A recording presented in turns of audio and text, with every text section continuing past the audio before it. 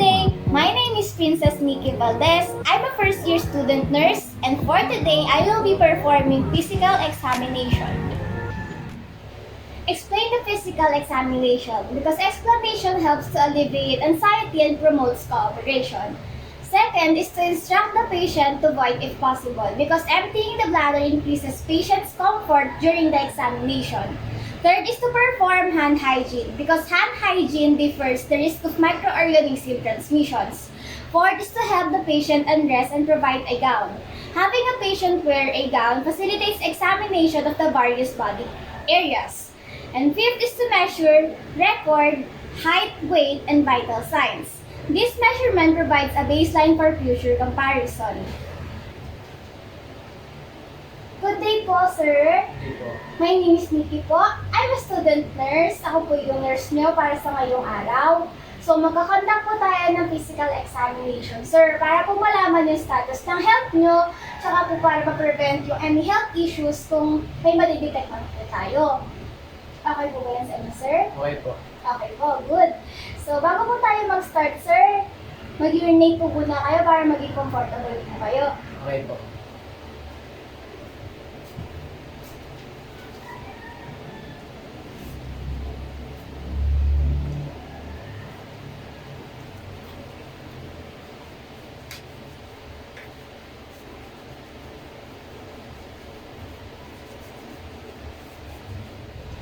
Assist the patient under the examination table because proper positioning facilitates the examination. Next is to perform a physical examination starting to the head and working in a systematic fashion. Proceeding in a systematic fashion promotes organization and efficiency. Next is to inspect the head, noting hair color, texture, and distribution. Then palpate the forehead to the posterior triangle of the neck. This technique can detect symmetry and size changes. Sir, upo po tayo. Dahan-dahan po. Harap po kayo sa akin, sir.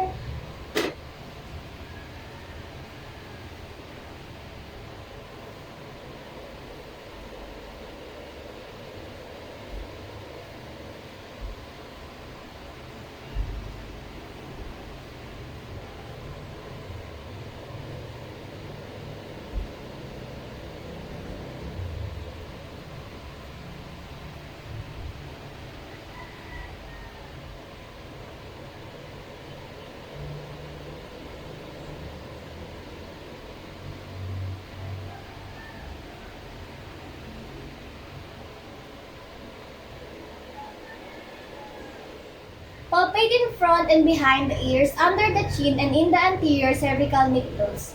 This technique can detect enlarged lymph nodes. Next is to palpate the thyroid gland. Palpation reveals thyroid enlargement, tenderness, or nodules.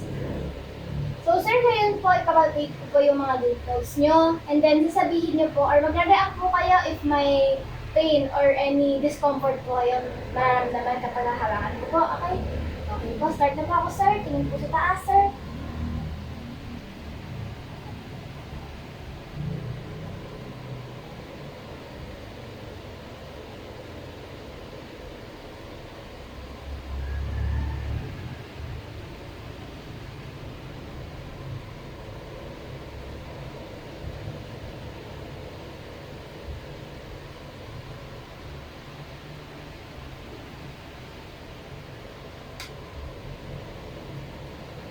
Medyo hindi po tayo, sir, ng konti.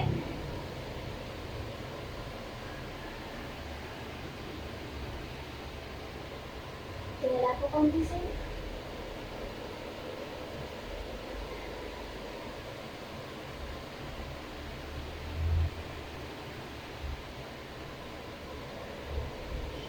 Okay po.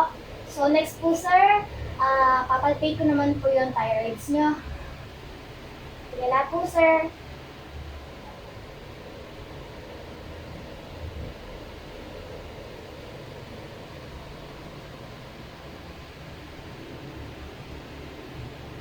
Sir, linok po tayo. Okay po, isa pa po. Okay, thank you po. Have the patient touch his or her chin to chest and to each shoulder and each ear to the corresponding shoulder. And then tip head back as far as possible. This action evaluates neck range of motion. Next is to have the patient smile, frown, and wrinkle forehead and puff out cheeks. This maneuver evaluates the motor function of facial nerve. Next is to occlude one nostril externally with the finger while the patient breathes to the other. Repeat for the other side. This technique can detect edema, inflammation, and excessive drainage. So, sir, bali po, patouch po ng chin to chest. Okay po, balik po. Next po is to chin to the right side of your shoulder po. Touch nyo po. Okay, balik po. Next side po. Okay, balik po. Next po is to your ear, to your shoulder. Next, balik kabila po. And then, extend po yung neck hanggang sa kaya niyo po. Okay po. Next po, sir, smile po tayo without showing the teeth. Show the teeth po. Next po is to puff. Next po is to frown. Next po is to wrinkle your forehead po. Okay po. So, sa nostril naman po tayo, sir, ha? So, balik na touch ko po yung other side ng nostril nyo habang sa kabila po is nag-breathe po kayo. And then, react lang po kayo kung may any discomfort. Start na po ako. Any discomfort po? Okay po. Any discomfort po? Okay po. Palpate the nose, the frontal and maxillary sinuses. Palpation of the nose helps to detect structural abnormalities. Sinus palpation are used to elicit tenderness which may indicate sinus congestion. So, sir, papalpate ko lang po yung nose nyo, ha?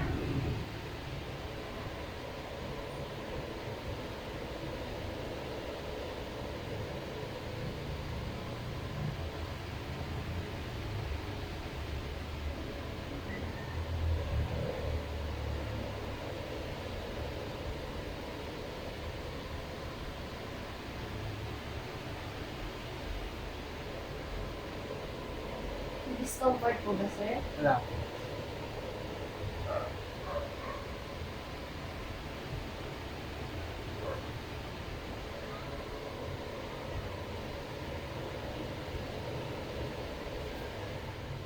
Inspect the oral mucosa, gums, teeth and tongue and salivary glands and openings using a tongue blade and pen light. This technique evaluates the condition of the oral structures. So, sir, ngayon po, check ko po yung oral structure nyo. So, sir, say po. Check ko lang po yung gums.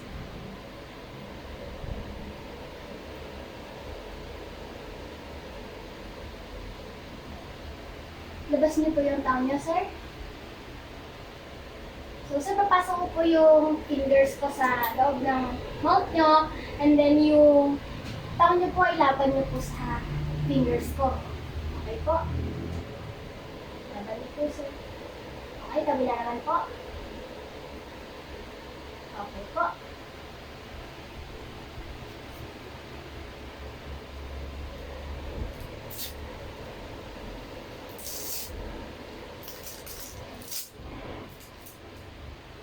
So, sir, palabas po rin ng dila, sir. Slide lang po. Say po. Say Say po. Say sir. Sir, say Say Palabas po ng pang.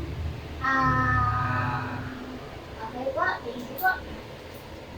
Move the patient's eye through the 6 cardinal position of gaze. This testing evaluates the function of each of the 6 extraocular eye muscles. Next is to inspect the external eye structure, conjunctiva, and sclera. Inspection detects abnormalities. Next is to examine the pupils for equality of size, shape, and reaction to light and accommodation.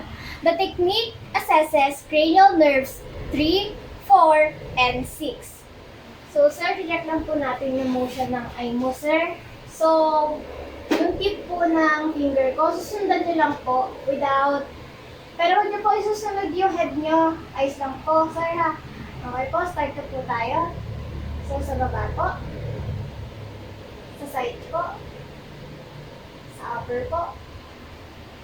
Back ulit. Sa side po. Sa taas po ulit. Okay po. So, ngayon sir, check ko lang po yung structure ng eyes niyo. Tikit po tayo, sir.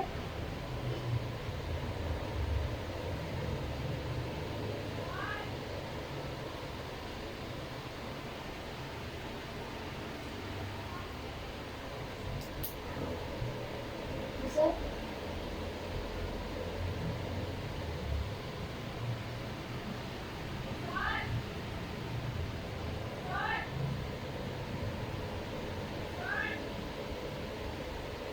Bilat po, sir. Tingin na po sa light. Hindi na po. Inspect the ear and palpate the mastoid process. These techniques evaluate the structures of external and medial ear. So, sir, ngayon po, check ko naman po yung sa ears nyo. Start na po ako. Okay po.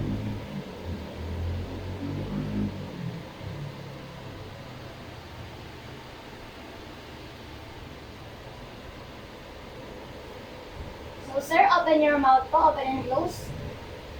Open, close, open, close. Okay po, very good.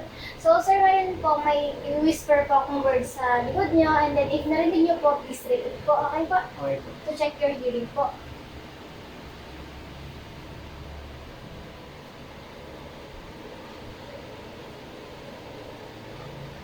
Apple. Okay po, good po. Isa pa po, sir.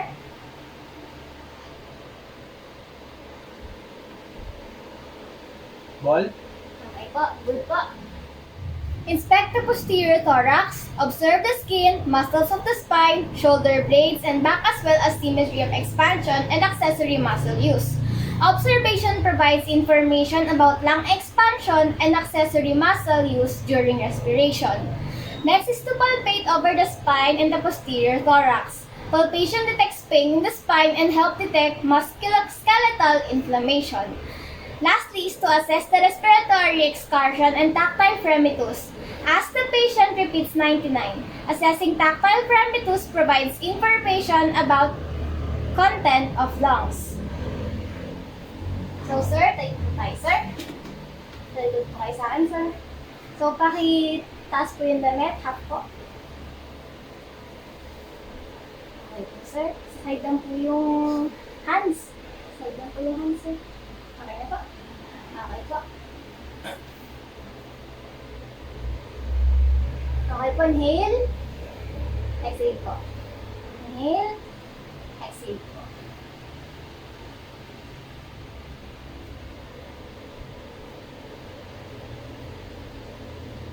So, sir, pag pinalpate po, repeat after me po, okay? Okay po. Okay po. 99, 99.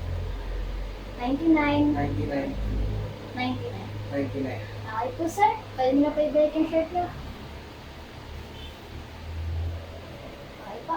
Pupulit eh. Auscultate the lungs through the posterior patient. Breathe slowly and deeply through the mouth. Lung auscultation helps to detect abnormal fluid or mucus accumulation in the anterior thorax.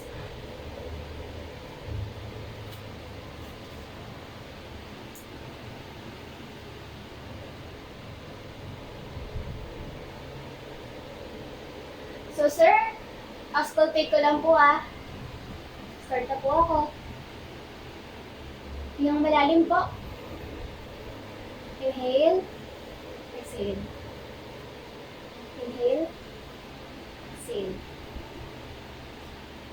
Inhale. Exhale. Inhale. Exhale. Inhale. Exhale. Inhale. Exhale.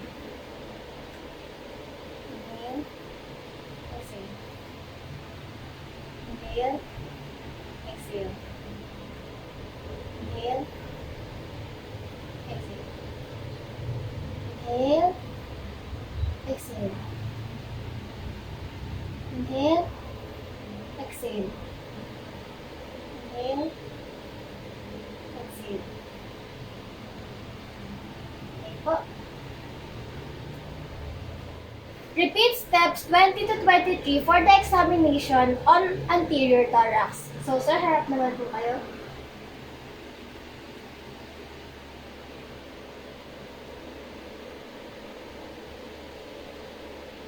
Okay po. So, sir, ang sinabi ko po yung 99, repeat after me po, okay?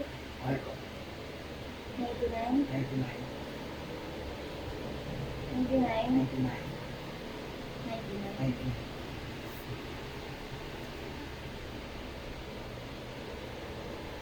Auscultate ko po muna, sir. Inhale, exhale. Inhale, exhale. Inhale, exhale. Inhale, exhale. Inhale, exhale. Inhale, exhale. Inhale, exhale. Inhale, exhale. Inhale, exhale. Inhale, exhale. Okay po. Inspect and palpate the breast and axillae with the patient's hand resting on both sides of the body, placed on the hips and raised above the head. This technique evaluates the general condition of the breast and helps to identify any abnormalities. So, sir, pataas po ng shirt. Okay lang po ba? Okay lang po. So, check ko lang po yung sa may breast nyo, inspect ko lang po, and then tapalpate ko po. Po.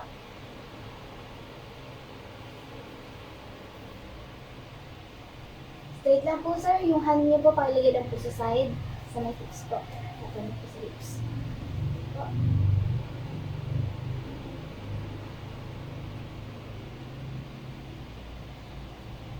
React kayo, sir, kapag may discomfort po kayo naramdaman, ha? Okay po. Okay po.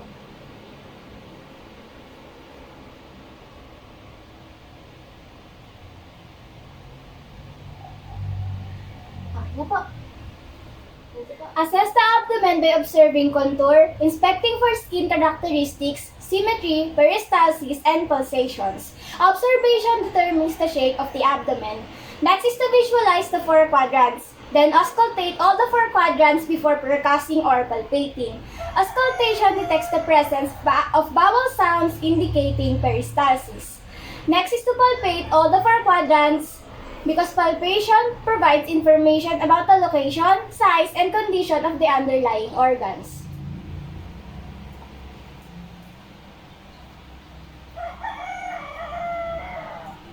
So, sir, pwede pong pataas ng damit nila? I-auscultate ko lang. Papakinggan ko lang po yung sa abdomen niyo. Okay po. Okay po.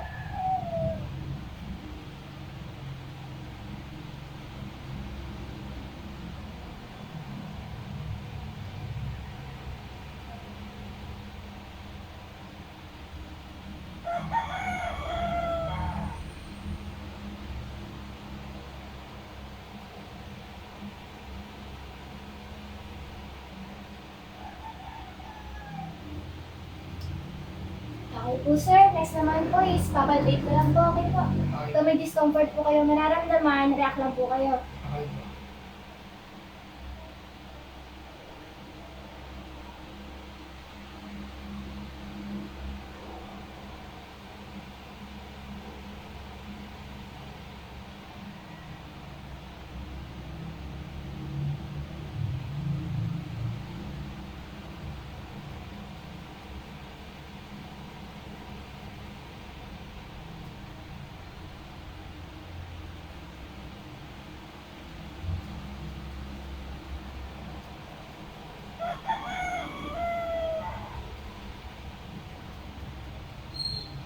Okay na po, sir.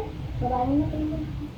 Palpate the femoral pulses in the groin. This technique assesses vascular patency. Next is to inspect the external genitalia and rectal area. This technique evaluates the general condition of the genitalia and rectal area. Examine the arms, observe the skin and muscle mass. Observation of the skin provides information about hydration and circulation. Next is to ask the patient to extend arms forward and rapidly turn palm upside down. This maneuver tests cerebellar function. Next is to inspect and palpate the fingers, wrist, and elbow joints. Then palpate the hands. Check skin turgor. This technique provides information about deformities, tenderness, or pain. Palpate the radial and brachial pulses. This technique helps to evaluate peripheral vascular status.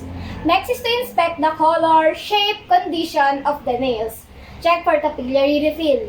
This technique provides data about the integumentary, cardiovascular, and respiratory system. Next is to have the patient squeeze two of your fingers. Place in the palm of the hand. This maneuver tests the muscle strength of the hands. Sir, inspect ko lang po sir yung arms nyo. Okay po. Okay po.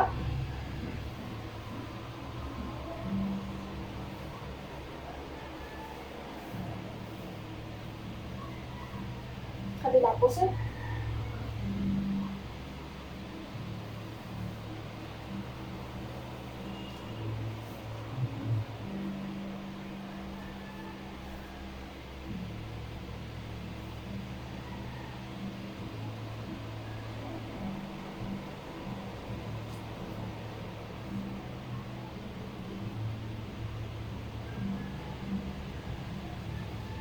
Check ko lang po sir yung brachial tsaka yung pulses niyo po.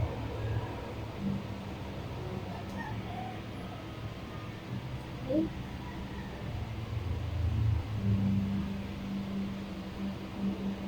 Okay po. Check ko lang po sir yung nails.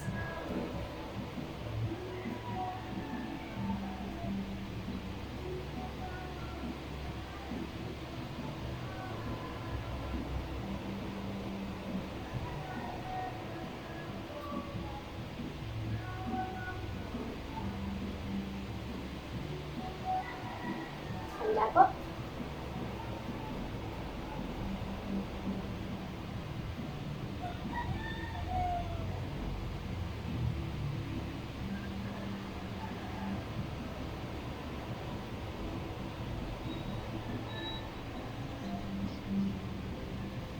Sir, check ko lang po sir yung temperature. Okay po.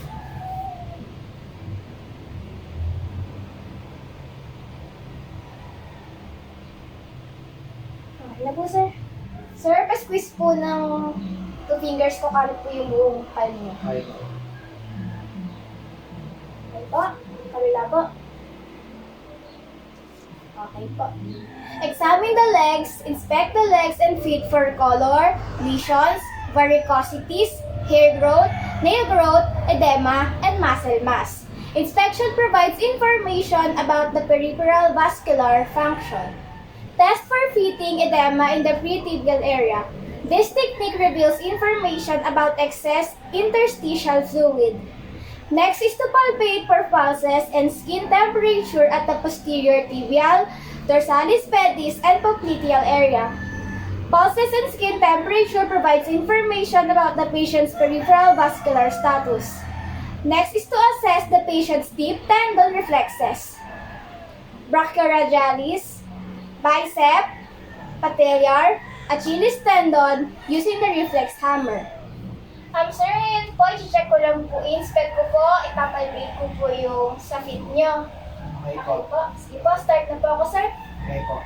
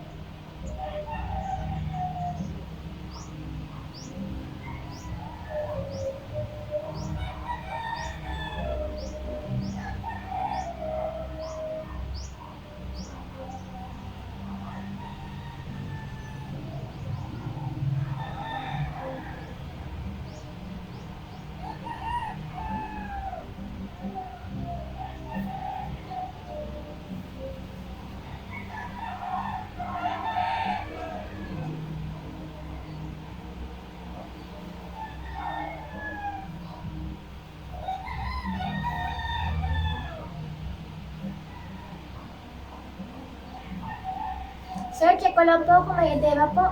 Okay po.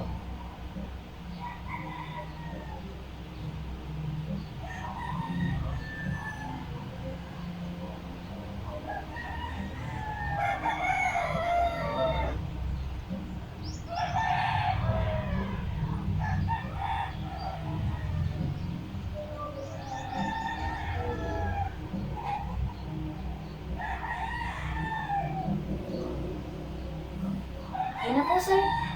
Observe the patient as he or she walks with a regular gait, on the toes, on the heels, and then heel to toe. This procedure evaluates cerebellar and motor function. Next is to perform the Romberg test. Ask the patient to stand straight with both eyes closed and both arms extended with palms up. This tech checks cerebellar functioning and evaluates balance and coordination. So, sir, ngayon naman po gagawin natin is maglalakad po tayo ng normal na lakad lang po. Okay po? Okay po. Sabayin niyo po ako, sir, ha? Start na po tayo, sir. Okay po, balik po. Okay po, next naman po is maglalakad po tayo ng nakatiptoe. Ganito po, sir. Okay, din po. Okay po, balik po. Okay po. Next po is maglalakad po tayo gamit ang heels. Ganyan po. Okay po, balik po. So, bali sir, next naman po is mag-heel to toe po tayo. Dito na po sa place natin, hindi na po tayo maglalakad. Start na po tayo. Heel, toe, heel, toe, heel, toe. Next naman po sir, gagawin ko po sa inyo yung Romberg test. Bali, paki-close po ng feet. Yung palm po, paki-stretch ng ganyan. And close your eyes po. Check ko lang po yung balance niyo sir. Okay po? Okay na po sir. Thank you po. Document significant normal and abnormal findings in an organized manner, according in the related body systems. Documentation provides communication and continuity of care. Okay po sir, so yun na po lahat ng physical examination niya. Wait na lang po kayo ng results kung ano po yung magiging readings or findings after your physical examination. Thank you po. Thank you po. See you po sa next check-up. Thank you po. Ingat!